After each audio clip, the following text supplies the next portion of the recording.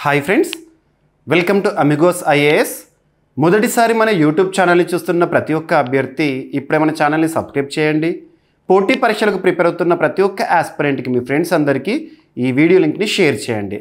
ఇక ఈ వీడియోలో మనం డిస్కస్ చేయబోయే అంశం ఏంటంటే మార్చ్ 2025లో వార్తలు నిలిచిన ఇంపార్టెంట్ ర్యాంకింగ్స్. ముఖ్యంగా పోటీ పరీక్షల కోణంలో ఒక టాపిక్ నుండి మనం రెగ్యులర్గా క్వశ్చన్స్ని ఎక్స్పెక్ట్ చేస్తాము, చూస్తాము కూడా. ఏంటది అంటే వార్తలు నిలుస్తున్న rankings, reports, indices.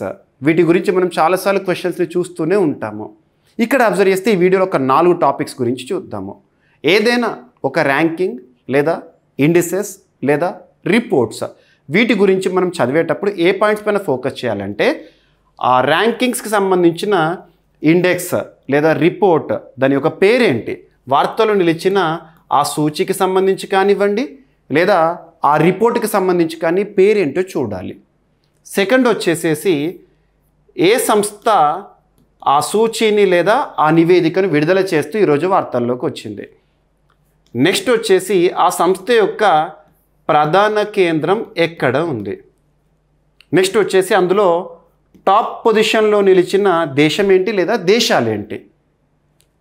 Next Bharat యొక్క స్థానం ఏ విధంగా ఉంది. ఈ సంవత్సరం విడుదలైన ఆ సూచీలో లేదా నివేదికలో భారతదేశం యొక్క స్థానం ఏ విధంగా ఉంది.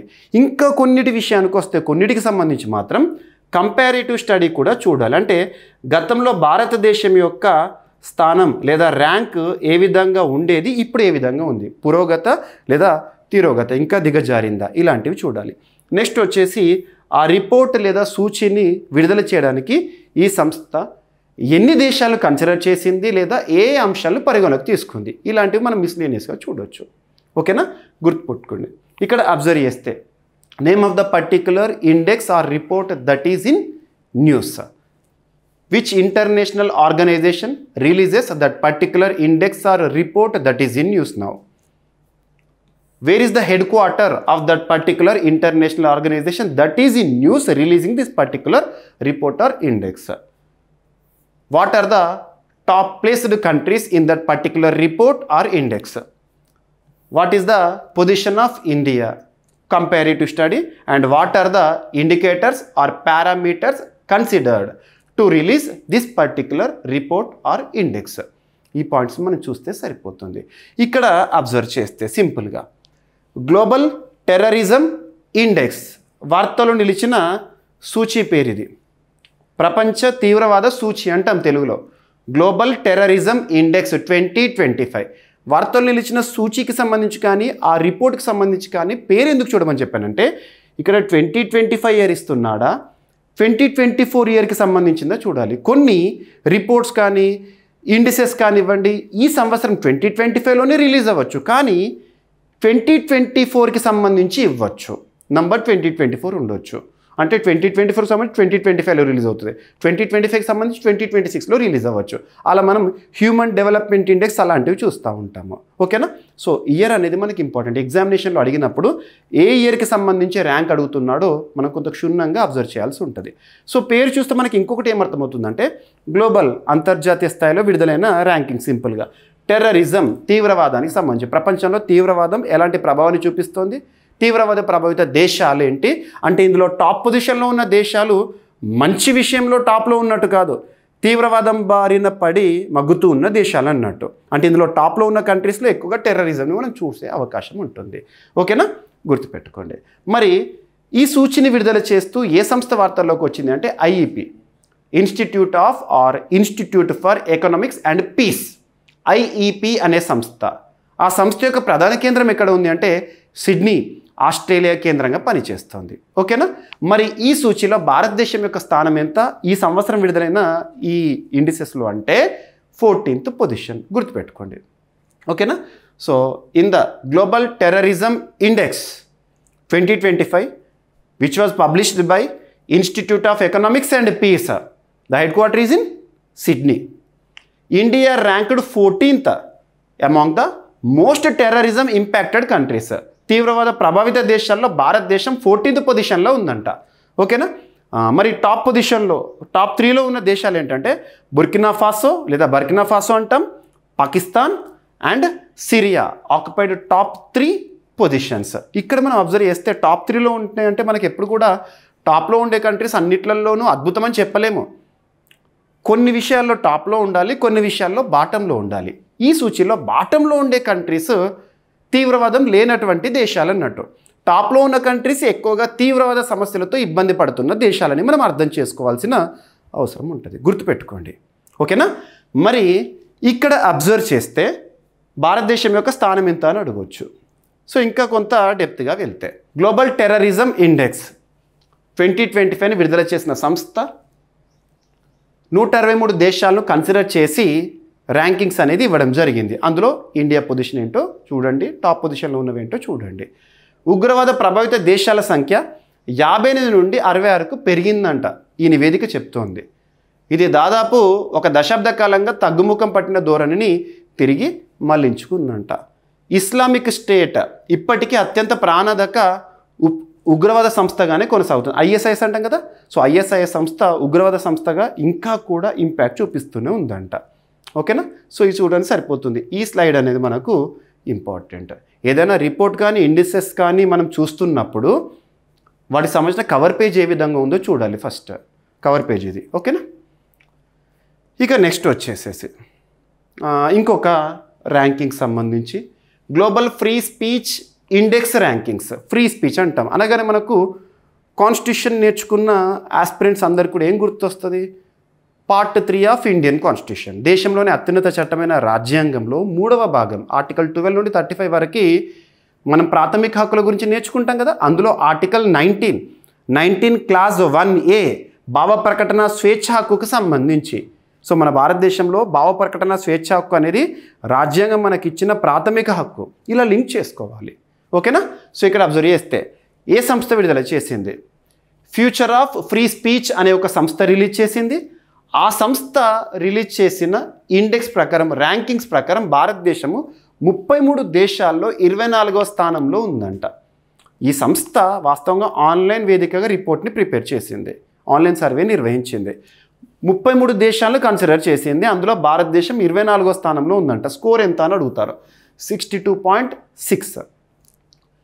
ఇక ఫ్రీ స్పీచ్లో భావ ప్రకటన స్వేచ్ఛ హక్కు అద్భుతంగా అమలవుతున్న దేశాలు ఏవటంటే టాప్లో నార్వే, నెక్స్ట్ వచ్చేసి డెన్మార్క్. చాలా వరకు సూచీల్లో మంచి విషయాన్ని తెలియజేసే సూచీల్లో నార్వే, డెన్మార్క్ ఈ దేశాలు ఏవైతే ఉంటాయో, ఇంకా స్కాండినేవియన్ కంట్రీస్ ఎప్పుడు కూడా టాప్లోనే కనబడతా ఉంటాయి. 2021 తర్వాత భారతదేశంలో వాక్చాతుర్యపు హక్కులు తగ్గినప్పటికీ ప్రజల అభిప్రాయంలో పురోగతి కనిపిస్తోందంట. 63% మంది ప్రభుత్వ విధానాలపై విమర్శనీయ స్వేచ్ఛకు మద్దతు ఇస్తున్నారు, కానీ ఇది గ్లోబల్ యావరేజ్ కంటే తక్కువగా ఉందంట. జస్ట్ ఇది మనకి ఇంకోటి గుర్తుపెట్టుకోండి. ఇంకోటి ఏంటంటే ప్రతి సంవత్సరం కూడా పత్రికా స్వేచ్ఛ సూచి అనేది ఒకటి వస్తుంది, ప్రెస్ ఫ్రీడమ్ ఇండెక్స్ అనేది. That is different, this one is different. అదేమో Reporters Sans Frontieres, reporters without borders అనే సంస్థ రిలీజ్ చేస్తూ ఉంటుంది. ఇదేమో ఫ్యూచర్ ఆఫ్ ఫ్రీ స్పీచ్ అనే సంస్థ రిలీజ్ చేసింది. సో గుర్తుపెట్టుకోండి, ఏదైనా చదివేటప్పుడు కంపారిటివ్ కూడా చూడాలి. ఓకేనా? సరిపోతుంది.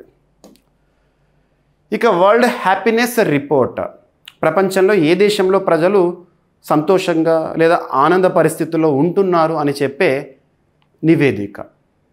ప్రతి ఏటా కూడా మార్చ్ 20th రోజున రిలీజ్ అవుతూ ఉంటుంది. గ్లోబల్ హ్యాపీనెస్ ఇండెక్స్ లేదా రిపోర్ట్ అనేది మార్చ్ 20th రోజున రిలీజ్ అవుతుంది.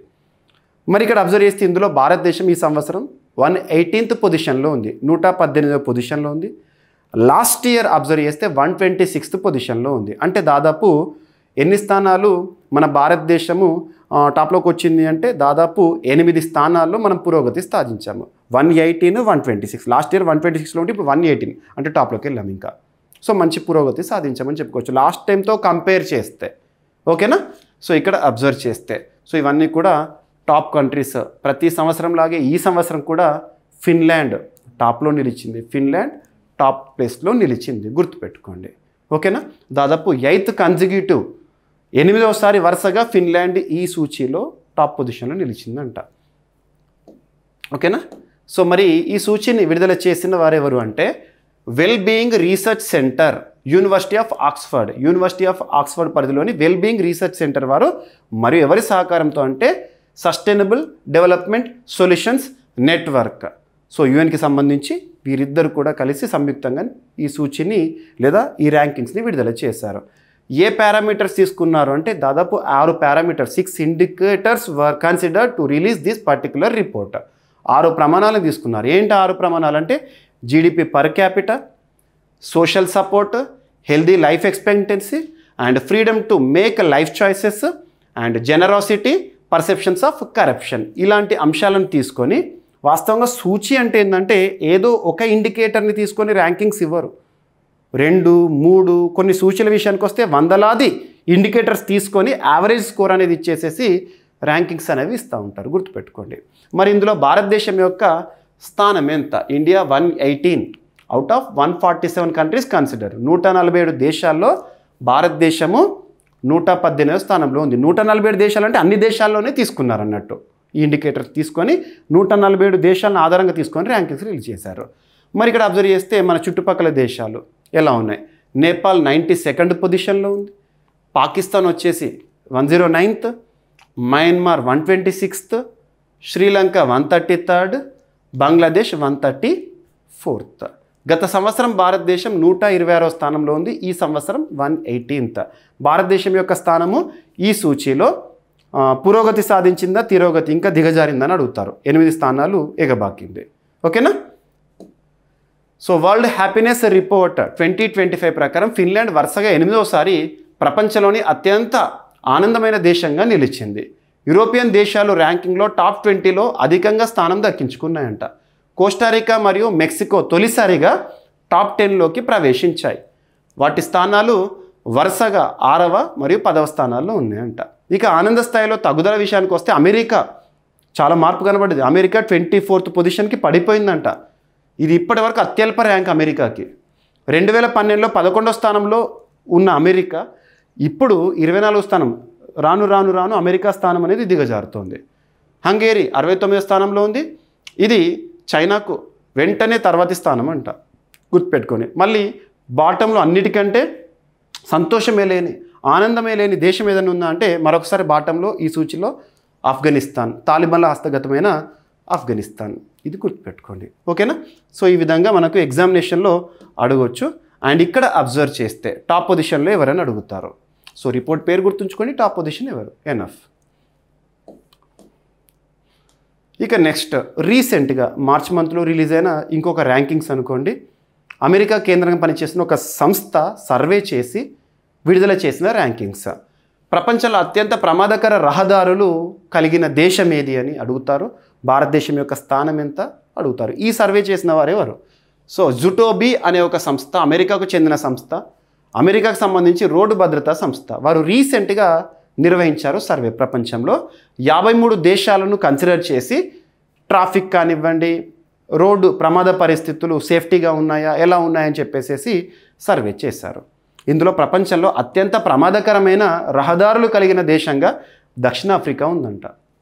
భారతదేశం యొక్క ర్యాంక్ 5th పొజిషన్, అమెరికా యొక్క స్థానం వచ్చేసి 3rd పొజిషన్. ఇక అత్యంత సురక్షిత దేశం, అసలు రోడ్ సేఫ్టీ అంటేనే గుర్తుకు వచ్చేది నార్వేన్ అంట. వరుసగా 4వసారి ఈ ర్యాంకింగ్స్లో నార్వే టాప్లో ఉందంట. ఇది కూడా రీసెంట్గా లాస్ట్ 1 వీక్ బ్యాక్ మనము విడుదలైన ర్యాంకింగ్స్గా చూడవచ్చు. ఓకేనా? సో ఇక్కడ మీకు ఫస్ట్ది ఏదైతే ఉంటుందో, ఫస్ట్ది ఏ టాపిక్ చెప్పాను మీకు? Terrorism index. So terrorism index గురించి చదివేటప్పుడు ఏ పాయింట్స్ పైన ఫోకస్ చేయాలని చెప్పాను. కొన్ని సూచీలకు సంబంధించి అవన్నీ చూడాలి. కొన్నిటికి సంబంధించి నేరుగా అడుగుతారు భారతదేశం యొక్క స్థానం ఎంత, కొన్నిట్లో టాప్ పొజిషన్లో ఏంటని. సో దేనికి ఎంతవరకు అయితే ఇంపార్టెన్స్ ఉందో అంతవరకు మీకు ఇక్కడ షార్ట్ టైంలో ఎక్స్ప్లెయిన్ చేసే ప్రయత్నం చేశాను. ఓకేనా? సో గ్లోబల్ టెర్రరిజం ఇండెక్స్ 2025లో భారతదేశం యొక్క స్థానము 14th, గుర్తుపెట్టుకోండి. ఇక్కడ ఈ పాయింట్ ఇంపార్టెంట్. అండ్ నెక్స్ట్ వచ్చేసేసి గ్లోబల్ ఫ్రీ స్పీచ్ ఇండెక్స్ ర్యాంకింగ్స్లో భారతదేశం యొక్క స్థానం 24th. ఇక world happiness report top country Finland, గుర్తుంచుకోవాలి. మరి భారతదేశం యొక్క స్థానం ఏ విధంగా ఉందని అడుగుతారు, 118th. కంపారేటివ్ అడుగుతారు దీనికి మాత్రం. కొన్నిటికి కంపారేటివ్ కూడా చూడాల్సిందే. ఏదైతే నేను చెప్పానో దాన్ని చూడండి. ఏ అంశాలను ఆధారంగా తీసుకొని ర్యాంకింగ్స్ విడుదల చేశారు. ఇక ప్రపంచంలో అత్యంత ప్రమాదకర రహదారులు కలిగిన దేశం ఏది, ఈ విధంగా కూడా అడగవచ్చు. ఓకేనా? ఎవరు రిలీజ్ చేశారు, ఇలాంటి పాయింట్స్ మనం చూడాలి. ఓకేనా? సో ఈ 4 ఇండెక్స్లు ఏవైతే ఉంటాయో లేదా ర్యాంకింగ్స్ ఏవైతే ఉంటాయో లేదా రిపోర్ట్స్ ఏవైతే ఉంటాయో వీటి చూస్తే మీకు ఒక ఐడియా అనేది వచ్చింది. ఇదే విధంగా ఏ టాపిక్ అయినా కూడా మనకు ఇలాంటి సెగ్మెంట్ పరిధిలోకి వస్తుందని కన్సిడర్ చేస్తే దానిలో ఎవరు రిలీజ్ చేస్తారు, ఎక్కడ ఉంది, భారతదేశం యొక్క ర్యాంక్ ఎంత, టాప్ పొజిషన్లో ఉన్నది ఏంటి, ఇలాంటివి మనం చూడాలి. ఒక్కొక్క సూచి ఆధారంగా మనం గుర్తుపెట్టుకునే ప్రయత్నం చేయాలి. కొన్ని వచ్చినప్పుడు ఏంటంటే కంపారిటివ్ కూడా చూడాలి. ఉదాహరణకి తీసుకుంటే world press freedom index is different, global free speech index is different. ఓకేనా, అటువంటివి వచ్చినప్పుడు స్ట్రెస్ చేస్తూ చూడాలి. ఓకేనా. సో వీడియో నచ్చితే లైక్ చేయండి, మీ ఫ్రెండ్స్ అందరికీ వీడియో లింక్ని షేర్ చేయండి. ఇలాంటి మరిన్ని యూస్ఫుల్ కంటెంట్తో కూడిన వీడియోలను మీ ముందుకు తెస్తూనే ఉంటాను. Thank you.